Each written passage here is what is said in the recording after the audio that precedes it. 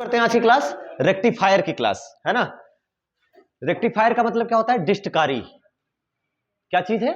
डिस्टकारी। PN junction diode को हम लोग यूज करेंगे as a form of rectifier.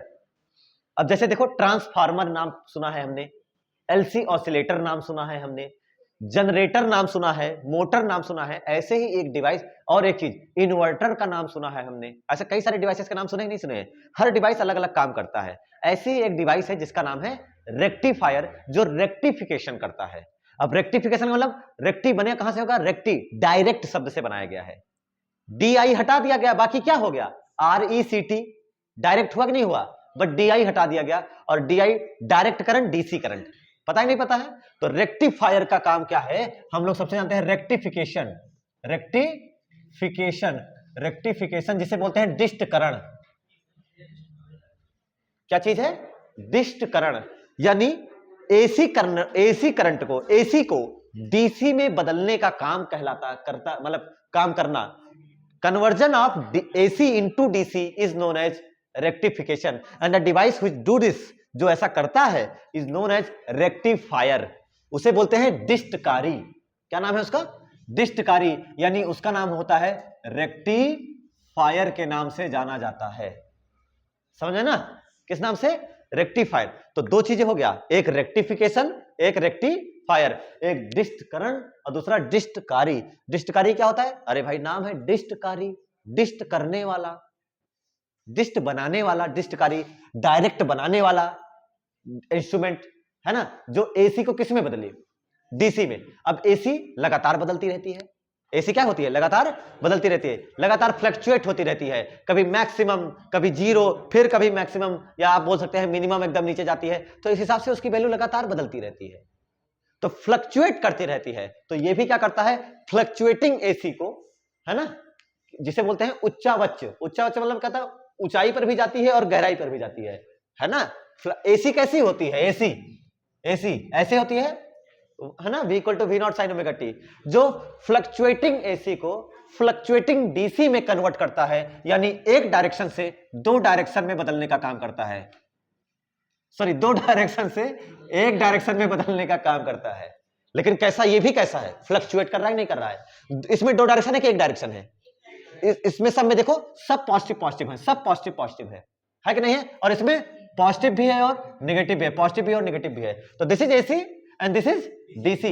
But इस डीसी में ध्यान से देखो, इसमें भी आपको कहीं जीरो मिल रहा है ना, इसमें भी एक जगह केवल यहां छोटा जीरो मिल रहा है कि नहीं? और इसमें थोड़ी देर तक जीरो ही है, उसके बाद फिर हमें कुछ साइकिल मिली। तो ये भी कैसा है? लगातार फ्लक्चुएट कर रहा है। तो यही काम करता है इसी प्रोसेस का नाम है रेक्टिफिकेशन, और इस डिवाइस का नाम है रेक्टिफायर। और ये रेक्टिफायर है क्या चीज? तुम्हारा कुछ नहीं बल्कि वही जो आपने पढ़ा है, PN junction diode. PN junction diode in the form of rectifier. समझ में है ना? तो इसमें ये वाला करता है उसे बोलते हैं फुल वेव। इसका नाम क्या है? इसमें कहीं आधी वेव है नहीं, देखो इसमें आधी आधी दिख रही है ना, बाकी आधी गायब दिख रही है। इसका नाम होगा हाफ वेव। तो रेक्टिफायर कितने प्रकार का हो गया?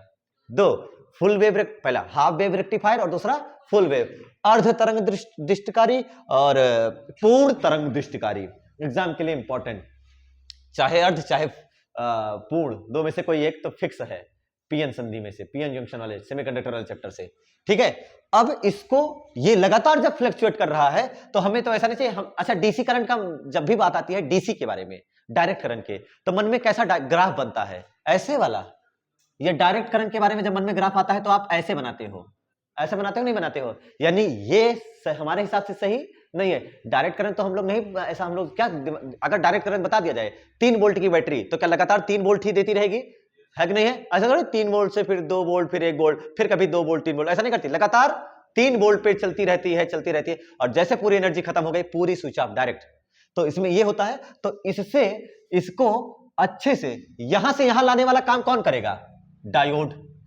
कौन काम करेगा? डायोड। और यहां से इसको अगर आपसे पूछा जाए कि ये लगभग बहुत ज्यादा ना हो, है ना, थोड़ा बहुत सीधी हो, थोड़ा बहुत कैसी हो? सीधी हो, बहुत ज्यादा फ्लक्चुएट ना कर रही हो, तो इसके लिए एक सर्किट यूज किया जाता है जिसका नाम है फिल्टर सर्किट। फिल्टर परिपथ के नाम से जाना जाता है। क्या नाम से जाना जाता है? फिल्टर परिपथ का यूज करा जाता है और फिर इसको वे बनाया जाता है। इसमें फिल्टर में क्या यूज करते हैं हम लोग? कैपेसिटर, संधारित्र। क्या यूज करा जाता है? कैपेसिटर यूज करा जाता है। जो संधारित्र होता है वो इसको यूज कर लेते हैं और संधारित्र की मदद से इसको हम लोग डायरेक्ट बढ़िया एकदम समझ लो ना कि एक स्ट्रेट लगभग कांस्टेंट में, यानी ये कैसी है? ये वाली कैसी है? फ्लक्चुएट। ये भी तो कर रही है कि नहीं है? ये भी कैसी है? फ्लक्चुएट। उच्चावच दिष्ट धारा, उच्चावच प्रत्यावर्ती धारा, है ना? फ्लक्चुएटिंग एसी को फ्लक्चुएटिंग डीसी में कन्वर्ट करता है, फ्लक्चुएटिंग डीसी को स्टेडी, स्थिर स्टेडी डीसी में बदलने का काम कौन करता है? फिल्टर करता है। और इस हिसाब से हो गया आपका रेक्टिफिकेशन पूरा कंप्लीट। टॉपिक का नाम हम लोग पढ़ते हैं, क्या चीज है? रेक्टिफायर। ठीक है। और कौन सा? पहले हम पढ़ते हैं, पहले हाफ वेव पढ़ लेते हैं, वो समझ में आ जाता है तो हम लोग किसको पढ़ेंगे? Full wave. तो टॉपिक का नाम होगा हाफ वेव रेक्टिफायर, पूर्ण नहीं अर्ध तरंग दृष्टकारी।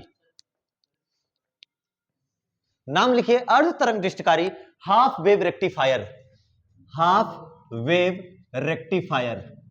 ठीक है। इसकी हम कंस्ट्रक्शन के साथ चलते हैं कि इसकी रचना कैसे होती है, कैसे बनाई जाती है। हाफ वेव रेक्टिफायर क्या काम करता है उसके बारे में जानेंगे अभी, लेकिन बनता कैसे, किन किन चीजों से निर्माण होता है इसका। तो हाफ वेव रेक्टिफायर में हम लोग पीएन जंक्शन डायोड यूज करते हैं, केवल एक पीएन जंक्शन, केवल एक पीएन जंक्शन डायोड यूज करा जाता है। और जिस वोल्टेज की, जिस भी वोल्टेज की आपको डीसी चाहिए होती है, उसको उसी वोल्टेज के हम लोग एक ट्रांसफार्मर के साथ जोड़ देते हैं, ट्रांसफार्मर से जोड़ते हैं और ट्रांसफार्मर को जोड़ दिया जाता है मेंस से। समझ में है ना? मेंस जहां से वो करंट लेगा, ट्रांसफार्मर क्या करता है? प्राइमरी सेकेंडरी कॉइल होती है और वो सेकेंडरी कॉइल में हम डायोड को जोड़ देते हैं और इस प्रकार से इसकी कंस्ट्रक्शन कंप्लीट होती है। कैसे होता है ध्यान से सुनिएगा। ये क्या होता है? सबसे पहले कि हम लोग इसमें एक प्राइमरी कॉइल, है ना, ये मान लो ऐसे, ठीक है, ये हो जाती है आपकी प्राइमरी कॉइल और इसके बगल ये बीच में हो जाती है क्रोड, ये हो गई उसकी कोर, है ना। ट्रांसफार्मर में पतली क्रोड होती नहीं होती है, लेमिनेटेड होती है कि नहीं होती है? होती है। फिर उसके बगल हम लगा देते हैं सेकेंडरी कॉइल। अब सेकेंडरी कॉइल चाहे जैसी आपके हिसाब से आप जैसे लगाना चाहे वैसे लगाइए। तो ये हो गया प्राइमरी कॉइल, ठीक है, और ये हो गया आपका सेकेंडरी कॉइल। इसके एंड्स P1 और P2 लिख दिया जाता है, इसके एंड S1 और S2 लिख दिया जाता है। और ये क्या है? लोहे की जो पतली पतली क्रोड नहीं होती है, कोर होती है, और इसको जोड़ दिया जाता है मेंस से। किस मेंस से? एसी मेंस से जोड़ दिया जाता है। एसी मेंस से इसको हमने जोड़ दिया, विद्युत मेंस से जोड़ दिया। अब यहां से करंट आएगी, ट्रांसफार्मर से घूमते हुए जाएगी। अब आगे क्या करा जाता है? इसको आगे क्या करते हैं हम लोग? इसके रास्ते में एक डायोड लगा देते हैं, केवल एक, दो नहीं, केवल एक पीएन जंक्शन डायोड इसके रास्ते में ये लगा दिया जाता है। अब जिसका पी सिरा किससे जुड़ा हुआ है? S1 से, सेकेंडरी कॉइल से जुड़ा नहीं जुड़ा है, S1 से जुड़ा है। और ये एन सिरा ध्यान से देखो तो ये एन सिरा ऐसे घूमते हुए आता है ना, और ये ऐसे आगे जा रहा है। रास्ते में क्या लगाया जाता है? एक लोड रेजिस्टेंस, प्रतिरोध। ये एक क्या लगाया जाता है? लोड रेजिस्टेंस, जिसे RL से कहते हैं, प्रतिरोध। और देखो अब ध्यान से समझो, S1 डायरेक्ट किससे जुड़ा है? P सिरे से। लेकिन S2 या फिर आप कहिए सर एन सिरा किससे जुड़ा है? एन सिरा एक लोड रेजिस्टेंस के थ्रू होते हुए फिर आकर के किससे जुड़ रहा है? S2 से जुड़ रहा है। तो P के लिए तो कोई दिक्कत नहीं है, लेकिन एन के लिए रास्ते में कौन है? एक रुकावट है, एक लोड रेजिस्टेंस लगा हुआ है जिससे करंट होते हुए आगे वगैरह जाना होगा। और उसके बाद यहां से करंट निकलेगी, यहां से करंट जो भी निकलेगी मिला करके यहां पर आएगी आपकी, ये हो जाएगा, यहां पर आप लोग प्राप्त करेंगे। ये क्या हो जाएगा? ये वाला क्या कहलाएगा? इधर से जो वोल्टेज आ रहा है इसमें जाएगा, एंटर करेगा ना, इधर से जो भी करंट आएगा एंटर करेगा, तो इसे बोला जाएगा V इन मतलब इनपुट। ये वो वोल्टेज है जो इसको मिलेगा। और फिर इससे बाहर आएगा, इससे बाहर आएगा तो आपको इधर क्या मिलने वाला है?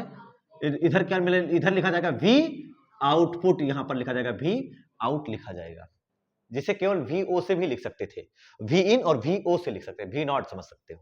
तो ये हो गया आपका पूरा किसका डायग्राम? कौन से वेव का?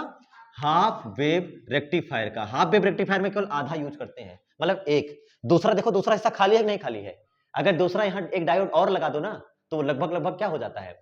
Full wave. लेकिन उसके डायग्राम में थोड़ा और करेक्शन करना होता है, इसलिए केवल यहां लगाने के बाद आप मत सोच लीजिएगा कि हो गया फुल वेव, ठीक है। तो यहां एक और लगा देंगे, केवल ये है हाफ वेव रेक्टिफायर। अब इसको जो मिल रही है, अब ये हो गया इसका कंस्ट्रक्शन का part, diagram full to copy यही बनना चाहिए, ठीक है। अगर यही इतना समझ में आ जाता है तो सब कुछ क्लियर है। अब हम लोग शुरू करते हैं इसके बारे में, इसको मिल कौन रही है। मिल तो रही है इसको फ्लक्चुएटिंग एसी, एक एसी यहां कौन जा रही है, एसी तो जा रही ना, तो इसको जा रही है एसी। तो हम लोग देखते हैं जो इसको मिल रही है वी इनपुट आई इनपुट जो भी लिखना चाहो आपको मिल रही है कुछ इस हिसाब से। ये तो पॉजिटिव है ना, ये आपका क्या होता है नेगेटिव, और ये है आपकी फ्लक्चुएट करती हुई एसी, है ना, फ्लक्चुएट करती हुई AC, plus minus plus minus plus minus, ठीक है। ये हो गया जो इसको मिल रही है। और जो अब ये बाहर आउटपुट देगा उसके बारे में हम लोग बात करेंगे कि वो कैसा होता है। तो जब एक कोई एसी इससे एंटर करती है तो एसी को एंटर करने को दो स्टेप में पढ़ाया जाता है। एक, जब एसी का एक हिस्सा, दो साइकिल है ना, एक कंप्लीट साइकिल में दो हाफ साइकिल है नहीं है, दो अर्धचक्र है ना, एक पॉजिटिव हाफ साइकिल है और दूसरी नेगेटिव हाफ साइकिल है। तो इसी के बिहाफ पर पढ़ा जाता है कि क्या डायोड कैसा हमको बिहेव देगा। हमें बगल जो ये रेजिस्टेंस आरएल लगा रखा है इसमें करंट कब कब मिलेगी, तो यहां करंट मान लो आ रही है ना, इसमें करंट आ रही है और यहां कब कब मिलेगी, तो इसके बारे में बात करते हैं। तो जब एसी में हमें मानते हैं कि एक बार ध्यान से देखो S1 सिरा एक बार तो पॉजिटिव होगा थोड़ी देर के लिए, और थोड़ी देर बाद अगले हाफ साइकिल के लिए S1 सिरा क्या हो जाएगा, क्योंकि ये जाएगी ना। जब अरे खुद ही देखो S1 for one cycle positive half cycle के लिए, जब ऊपर वाली साइकिल के लिए बात करोगे तो डायोड का पी सिरा S1 ऐसे वाले मान लो ना, ये वाले में, इस पे ये वाले बात कर रहे हैं प्लस वाले में, तो उस समय ये क्या होगा माइनस वाले में। और जब ये वाला माइनस वाले में जाएगा तो ये वाला उस समय कितने में आ गया जाएगा, प्लस में आ गया जाएगा। तो यही तो समझना है। तो जिस टाइम पर आप ये समझिए कि जिस टाइम पर हम लोग ये कह रहे हैं, एक टाइम पर एक कुछ समय के लिए S1 किस पे रहता है, प्लस पे, इतने समय के लिए, और कुछ टाइम के बाद फिर क्या हो जाता है S1 नेगेटिव। अबे S1 पॉजिटिव, कुछ समय के लिए पॉजिटिव कुछ समय के लिए नेगेटिव। तो S1 का पहली हाफ साइकिल के लिए, फॉर फर्स्ट हाफ साइकिल के लिए है ना, अर्ध चक्र के लिए, फर्स्ट हाफ साइकिल के लिए क्या S1 इज पॉजिटिव, S1 किस पे रहता है, S1 पॉजिटिव पे रहता है फर्स्ट हाफ साइकिल के लिए, है ना, S1 पॉजिटिव पे रहता है। और S1 के पॉजिटिव रहने की वजह से P किस पर है, P भी किस पर रहेगा, पॉजिटिव पर रहेगा ना, P भी किस पर रहेगा, पॉजिटिव का मतलब क्या, हायर पोटेंशियल, तो फिर कोई दिक्कत नहीं, क्या N अपने आप लोअर पोटेंशियल पे चला जाएगा, क्योंकि ये वाला रहेगा, है कि नहीं, इधर पॉजिटिव तो इधर क्या रहेगा नेगेटिव। तो P हायर पोटेंशियल पर और N लोअर पोटेंशियल पर, और ऐसे केस में P को प्लस पर जोड़ना, N को माइनस पर जोड़ना, P पॉजिटिव N नेगेटिव, कौन सा बायस है ये, फॉरवर्ड या रिवर्स, फॉरवर्ड। क्या अग्र अभिनत है, अग्र अभिनत में P को धन सिरे से और N को ऋण सिरे से जोड़ा जाता है, यानी P पॉजिटिव N नेगेटिव। यानी इस फर्स्ट हाफ साइकिल में योर पीएन जंक्शन डायोड, मैं सीधे लिखता हूं डायोड को D से, एक जगह डायोड लिख दे रहा हूं, उसके बाद डायोड को हमेशा क्या लिखूंगा मैं, D से, समझ जाएगा। डायोड जो है वो किस बायस में है, क्या फॉरवर्ड बायस में है, फॉरवर्ड बायस में है कि नहीं है, और फॉरवर्ड बायस में होगा तो अपने में से करंट को जाने देगा कि नहीं जाने देगा, जाने देगा, और लोड रेजिस्टेंस में कुछ ना कुछ करंट मिलेगी। तो पहली हाफ साइकिल के लिए अगर मैं कहूं कि मुझे जो आउटपुट मिल रहा है, क्या आउटपुट मिलेगा कि नहीं मिलेगा, ऐसे मिलेगा, पहली हाफ साइकिल में ऐसे ही मिलेगा, जैसे जैसे एंटर करेगा वैसे वैसे मिलेगा। क्लियर है सबको। अच्छा, फिर बात करी जाती है ये लोड रेजिस्टेंस में क्या आउटपुट मिल रहा है, उसकी बात कर रहा हूं मैं। फॉर नेक्स्ट जो हाफ साइकिल है, ये तो फर्स्ट हो गई, और जो इसके जस्ट नेक्स्ट हाफ साइकिल है ना, मैं नीचे लिखता हूं, अच्छा यही लिख देते हैं, फॉर नेक्स्ट हाफ साइकिल, जो अगली अर्धचक्र है ये वाला नेक्स्ट हाफ साइकिल, इसमें मैं लिख देता हूं पॉजिटिव वाली, है ना, पॉजिटिव वाली, फॉर नेक्स्ट हाफ साइकिल, कौन सी वाली, नेगेटिव वाली, कैसी वाली, नेगेटिव। अब बोलो S1 किस पर रहेगा, S1 किस पर चला जाएगा, नेगेटिव पे जाएगा, ऋणात्मक हो जाएगा, S1 नेगेटिव हो जाएगा तो P नेगेटिव मतलब लोअर पोटेंशियल, तो डायोड कैसा बायस होगा, पश्च अभिनत, क्या उत्क्रम अभिनत मतलब रिवर्स बायस होगा, क्या होगा, रिवर्स बायस होगा। और सबको पता है रिवर्स बायस में डायोड अपने में से करंट को जाने नहीं देता है, एक ओपन सर्किट का जैसा काम करेगा। यानी इस वाले साइकिल के लिए हमें सर्किट में कोई करंट मिलेगी कि नहीं मिलेगी, इस सर्किट के लिए हमें कोई भी करंट नहीं मिलेगी, यानी ये जगह हो जाएगी खाली। लोड रेजिस्टेंस में हमें इस हाफ साइकिल के अगेंस्ट इस हाफ साइकिल के रिगार्डिंग रेस्पेक्ट में कोई करंट नहीं मिल रही है, इसलिए ये हो गया जीरो। और फिर उसके बाद अगली जो हाफ साइकिल होगी, क्या उसके लिए फिर से मिलेगा कि नहीं मिलेगा, मिलेगा कि नहीं मिलेगा, तो ये हो जाएगा। फिर इसके लिए क्या हो जाएगा, जीरो, फिर इसके लिए ये हो जाएगा। ये हो गया आपका, समझ में आया ना। तो फिलहाल ग्राफ सही से बना देते हैं, नहीं तो आप लोग गलत बना देंगे। जैसा ऊपर बना है, जैसा ऊपर बना है बिल्कुल उसी के जैसा हम लोग नीचे भी बनाने की कोशिश करते हैं, ठीक है। जैसे ये देखो, बनाना अगर कभी भी तो ऐसे बनाना, एक ही बना रहा हूं मैं, अलग अलग तोड़ देंगे बाद में। ये हो गया जो आपको मिल रहा है, ठीक है। इसके बदले में आपको इसके रिस्पेक्ट में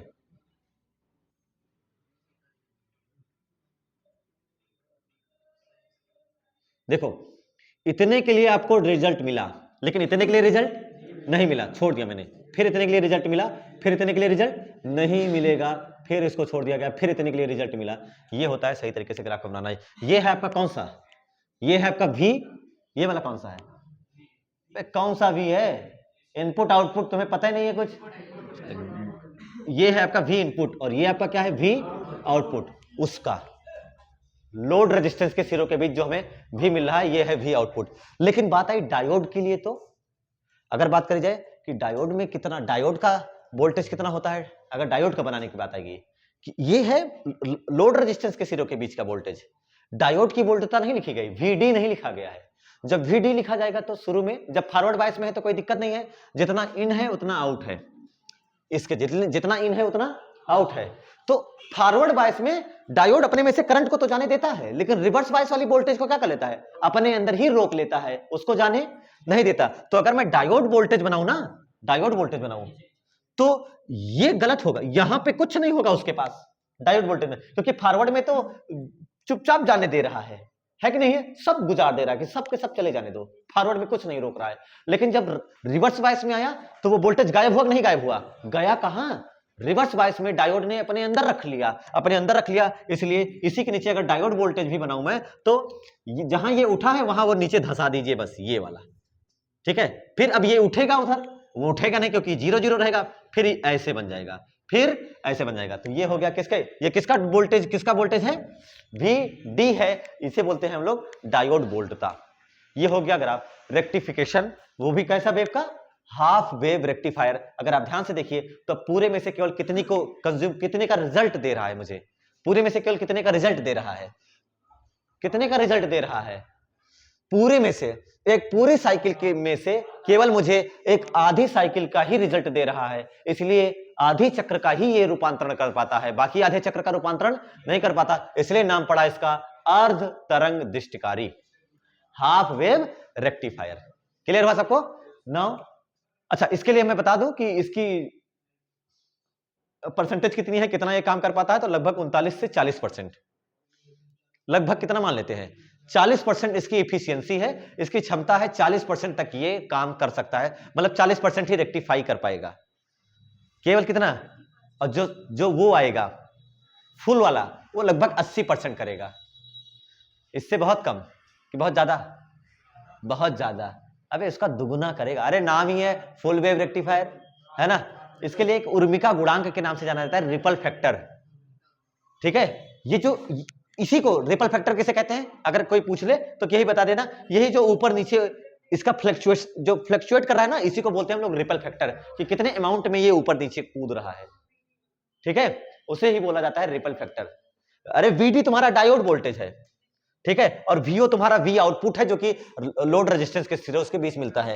ये V इनपुट है जो आपको मिल रहा है ना। ये AC, बट ये कैसा है, ये तो AC है, लेकिन ये कैसा है, V आउटपुट, ये DC है, ठीक है। रिपल फैक्टर जो मैं बता रहा था वही है, ऊपर नीचे होना, उसको सीधा करना, मतलब सीधा करना मतलब फिल्टर सर्किट लगाएंगे तो रिपल फैक्टर 0 करना चाहेंगे। फिलहाल आपको ये सब पढ़ना ही नहीं, आपके यहाँ है ही नहीं, मैं भी बच गया पढ़ाने से। चलिए अगला टॉपिक है आपका, ये आपके सामने डायग्राम बना हुआ है, ये कौन सा रेक्टिफायर है, फुल वेव कि हाफ वेव, तुम्हें कैसे पता फुल वेव, अभी तुमने पढ़ाया ही नहीं, अब पता चलेगा, फुल वेव रेक्टिफायर। अब लिखो, हेडिंग का नाम लिखो फुल वेव रेक्टिफायर। इसमें हम लोग एक डायोड नहीं बल्कि दो डायोड D1 और D2 यूज करते हैं, है ना। S2 से जुड़ा हुआ D2 है, ध्यान से देखो, दोनों के P सिरे, डायोड D1 और D2 के दोनों के पी सिरे किससे जुड़े हैं? S1 और S2 से। और N सिरा किससे जुड़ा हुआ है? लोड रेजिस्टेंस के माध्यम से जुड़ा हुआ है। और इसको जो N सिरा है, अगर ध्यान से देखो तो दोनों के N सिरा एक दूसरे के कॉमन है, एक दूसरे के लिए दोनों का N सिरा ध्यान से देख लो, एक तार से जुड़े नहीं जुड़े हैं। और फिर N सिरा से होते हुए एक लोड रेजिस्टेंस बनाया गया है, फिर बाहर लिया जाता है आउटपुट। लेकिन इस लोड रेजिस्टेंस का सिरा किससे जुड़ा है? यहां से घूमते हुए आकर के इस S1 S2 के लिए सेंटर टैप किया गया है, मध्य निकासी ट्रांसफार्मर।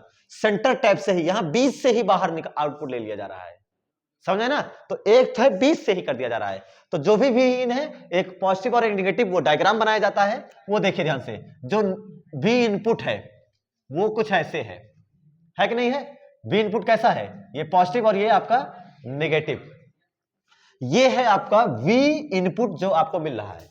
जिस टाइम पर, अगर आप समझो ध्यान से, जिस टाइम पर S1 सिरा इस फॉर फर्स्ट हाफ साइकिल, अगर ध्यान से देखो, पूरी एक साइकिल के लिए एक साथ देखना चाहो तो देख सकते हो, है कि नहीं है? पूरी साइकिल को एक साथ अगर देखना चाहो तो देख सकते हो। अगर S1 पॉजिटिव है तो हायर पोटेंशियल पर है, उस समय S2 किस पर रहेगा? मतलब डायोड D1 वो तो फॉरवर्ड बायस में रहेगा, लेकिन D2 उस समय लोअर पोटेंशियल पे रहेगा तो नेगेटिव। लेकिन अगली हाफ साइकिल में ये वाले नेगेटिव में, सोचो ध्यान से, अगर मैं देखे करके दिखाऊं क्या? फर्स्ट हाफ साइकिल के लिए कौन फॉरवर्ड बायस होगा, कौन रिवर्स बायस होगा? फर्स्ट हाफ साइकिल के लिए सब लोग बताइए, फर्स्ट हाफ साइकिल के लिए क्या D1 फॉरवर्ड बायस में होगा? D1 किस में होगा? फॉरवर्ड बायस में होगा, है कि नहीं है? और D2 उस समय रिवर्स बायस में कहा जाएगा। अगली हाफ साइकिल में D2 किस में होगा और D1 किस में होगा? अगली हाफ साइकिल में। इसके लिए ये आपको नेगेटिव तो दिख रहा है ना? बताइए सब लोग, कौन फॉरवर्ड बायस में होगा, कौन रिवर्स बायस में होगा? भाई एक सीधी सी बात, एक कॉन्सेप्ट याद कर, जब D1 फॉरवर्ड बायस में होगा तो उस समय D2 रिवर्स बायस में होगा, और अगले हाफ साइकिल में D2 फॉरवर्ड बायस में चला जाएगा और D1 किस में चला जाएगा? रिवर्स बायस में चला जाएगा। तो इसमें D1 ही केवल रिजल्ट देगा, D2 रिजल्ट। इसके लिए नेक्स्ट हाफ के लिए कौन रिजल्ट देगा?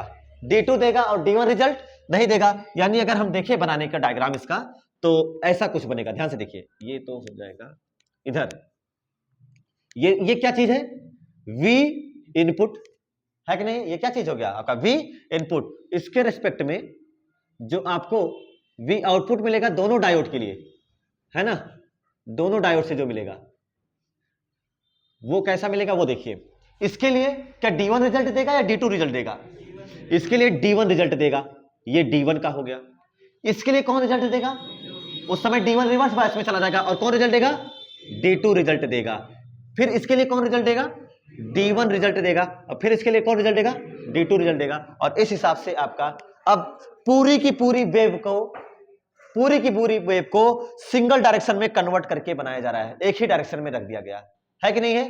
पूरी की पूरी वेव को एक ही डायरेक्शन में कर दिया गया। ये हो गया फुल वेव रेक्टिफायर, जहां दोनों वेव को बनाया गया, दोनों वेव को रेक्टिफाई किया। ये पॉजिटिव का पॉजिटिव नहीं रखा, और इसने भी निगेटिव को कहां लगा के रख दिया? पॉजिटिव में कर दिया। तो इस हिसाब से ये आपका कहलाता है फुल वेव रेक्टिफायर, जो पूरी की पूरी वेव को रेक्टिफाई कर देता है कि नहीं है? देख रहे हो, पूरी पूरी वेव को रेक्टिफाई किया।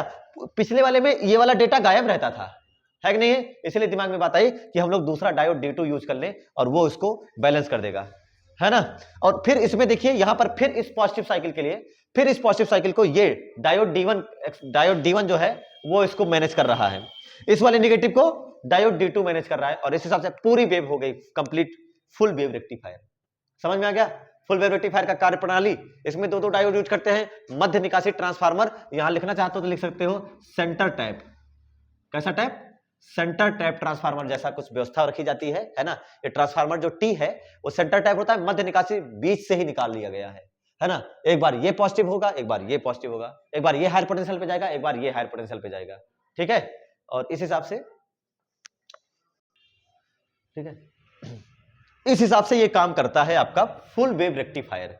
अब सवाल एक रह गया अधूरा सा कि सर जी ये तो लगातार फ्लैक्चुएट ये भी कर रहा है, कभी बढ़ रहा है, कभी पीक वैल्यू पे जा रहा है, कभी डाउन पे जा रहा है, एकदम जीरो पर भी आ रहा है, तो ये भी लगातार फ्लैक्चुएट कर रहा है। लेकिन हमारे मन में डायरेक्ट करंट को लेकर के केवल एक ही बात बैठी है कि डायरेक्ट करंट वो होती है जो एक सीधी लाइन में पड़ती है कि नहीं, जो एकदम स्ट्रेट होती है, स्टेडी करंट होती है। तो उसको स्टेडी करंट में बदलने के लिए हम लोग क्या करते हैं, इसी के आगे क्या करा जाता है, लोड रेजिस्टेंस से पहले, किससे पहले, लोड रेजिस्टेंस से पहले ही इसके आगे इसके पैरेलल कॉम्बिनेशन में एक क्या जोड़ दिया जाता है, कैपेसिटर जोड़ दिया जाता है। किसको जोड़ दिया जाता है, कैपेसिटर को जोड़ दिया जाता है। तो जो भी थोड़ा बहुत एसी का हिस्सा होता है ना, कैपेसिटर किस पे चलता है, एसी पर कि डीसी पर, एसी पर, एसी पर चलता है। तो जो भी एसी वाला हिस्सा होगा ये सारा का सारा क्या कर लेगा, कंज्यूम कर लेगा, अपने में रख लेगा। बचा हुआ हिस्सा डीसी जो रहेगा वो सीधे चला जाएगा लोड रेजिस्टेंस के लिए। तो इसको, इसके आगे जो अगला सर्किट का नाम है, अगला जो डायग्राम है, what is filter circuit. Filter circuit, filter परिपथ क्या होता है, फिल्टर सर्किट क्या होता है, तो फिल्टर सर्किट में हम लोग क्या करते हैं भाई, एक फुल वेव रेक्टिफायर होता है, क्या चीज, फुल वेव रेक्टिफायर वाला होता है। लेकिन इसमें हम क्या करते हैं, लोड रेजिस्टेंस के पैरेलल कॉम्बिनेशन में, पैरेलल कॉम्बिनेशन समांतर संयोजन में क्या जोड़ देते हैं, एक कैपेसिटर, एक संधारित्र, एक कैपेसिटर जोड़ दिया जाता है, कैपेसिटर जोड़ देते हैं, कैपेसिटर जोड़ देते हैं जो एसी को कंज्यूम कर लेता है, केवल डीसी को ही अपने में से जाने देता है। फिर उसके लिए जो ग्राफ आता है वो लगभग लगभग कैसा होता है भाई, बाकी सब तो सेम रहेगा, है कि नहीं है, बाकी सब तो सेम रहेगा, लेकिन उसके लिए जो ग्राफ आता है वो लगभग कभी ऐसा होता है, ऐसा, ऐसा, है ना, कुछ ऐसा, बहुत नीचे नहीं जाता है। अब देखो थोड़ा बहुत आपको ये स्लोप मिल रही है ना, अजीबोगरीब। तो ये हो जाता है किसके लिए, ये कौन सा किसके लिए है ग्राफ, फिल्टर सर्किट के लिए ये ग्राफ होता है। इसके लिए अगर रिपल फैक्टर की बात करें तो उसके लिए तो 1.23 वगैरह होता था, इसके लिए शायद 0. है ना 89 या 39 ऐसा कुछ होता है इसके लिए। और ये लगभग 80% रेक्टिफिकेशन करता है। इसकी दक्षता कितनी है, एफिशिएंसी 80%, वो करता था 40%, 39%, ये कितना कर रहा है 80%, मतलब 40 का 80 डबल कर रहा है ना, तो 80% तो इसकी रेक्टिफिकेशन होगा ही। ये समझ में आया ये।